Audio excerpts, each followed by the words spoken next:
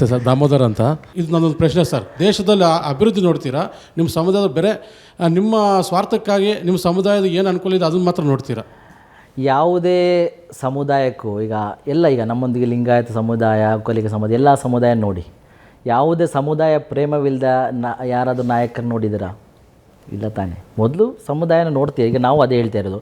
ಮೊಟ್ಟ ಮೊದಲಾಗಿ BJP ನಾವು ಹೊಗಳ್ತಾ ಇಲ್ಲ. ನಾನು ನೋಡಿ, ಯಾರಾದರೂ ಒಳ್ಳೇದು ಮಾಡಿದರೆ ನಾವು ಹೊಗಳೋದು, ಯಾರೂ ಆಗಲಿ ಹೊಗಳ್ಬೋದು.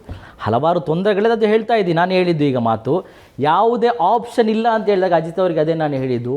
ನಾವು ನಮ್ಮ ಸಮುದಾಯಕ್ಕೆ ಬೇಕಾದಂತಹ ಸಾಮಾಜಿಕ ನ್ಯಾಯ ಕೊಡಲು ಯಾರಾದರೂ ತಯಾರಿದ್ದರೆ ನಾವೆಲ್ಲರೊಂದಿಗೆ ಓಪನ್.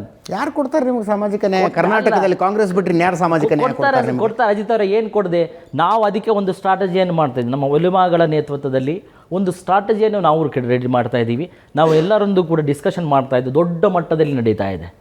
ನಾನು ಅದಕ್ಕೆ ಹೇಳಿದ್ದು ಅಜಿತ್ ಅವರೇ, ವೈಟ್ ಆ್ಯಂಡ್ ವಾಚ್ 2028 ಆ ರೀತಿ ಅಂತಲ್ಲ, ಆ ರೀತಿ ಅಲ್ಲ, ಬ್ಲಾಕ್ ಮೇಲ್ ಅಂತನಲ್ಲ, ಆ ರೀತಿಯನ್ನು ನೀವು ತಿಳ್ಕೊಬಹುದು. ನಾವು ಇಲ್ಲ ಅಂತೇನು ಹೇಳಲ್ಲ. ನಾವು ಹೇಳ್ತಾ ಇರೋದು, ತೊಂದರೆ ಆಗ್ತಾ ಇದೆ, ನೀವು ಅದನ್ನು ಸರಿಪಡಿಸಿ.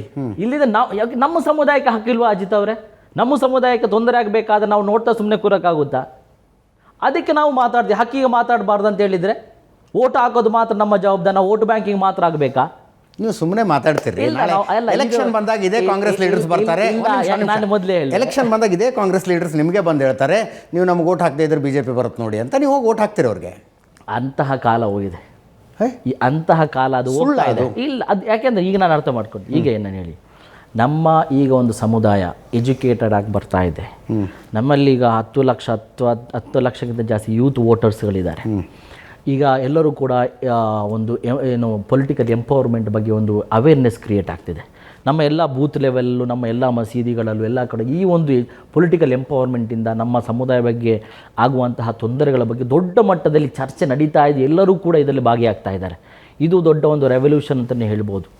ಅದಕ್ಕೆ ನಾನು ಹೇಳ್ತಾ ಇರೋದು, ನಾವೀಗ ಕಾಂಗ್ರೆಸ್ ಪಕ್ಷದೊಂದಿಗೆ ವಿರುದ್ಧವಾಗಿ ನಾವು ನಿಲ್ತೀವಂತ ನಾನು ಅದು ಮಾತ್ರ ಅಂತ ಹೇಳ್ತಾ ಇಲ್ಲ. ನಮಗಿರುವಂತಹ ಸಮುದಾಯಕ್ಕಿರುವಂತಹ ಕಾಳಜಿಯನ್ನು ವ್ಯಕ್ತಪಡಿಸಿ ಒಬ್ಬ ಉಲಮಾನಾಗಿ ನಮ್ಮ ಉಲಮಾ ನೇತಾರರೊಂದಿಗೆ ಡಿಸ್ಕಷನ್ ಮಾಡಿ ಅವರು ತಂದಂತಹ ಒಂದು ತೀರ್ಮಾನವಾಗಿದೆ ಇದು. ನಮಗೆ ಇನ್ನು ನಾವು ಆ ರೀತಿ ಕೇವಲ ಒಂದು ವೋಟ್ ಬ್ಯಾಂಕ್ ಆಗಿರುವಂತಹ ಒಂದು ವ್ಯವಸ್ಥೆಯಲ್ಲಿ ನಾವು ನಿಲ್ಲಕ್ಕೆ ತಯಾರಿಲ್ಲ.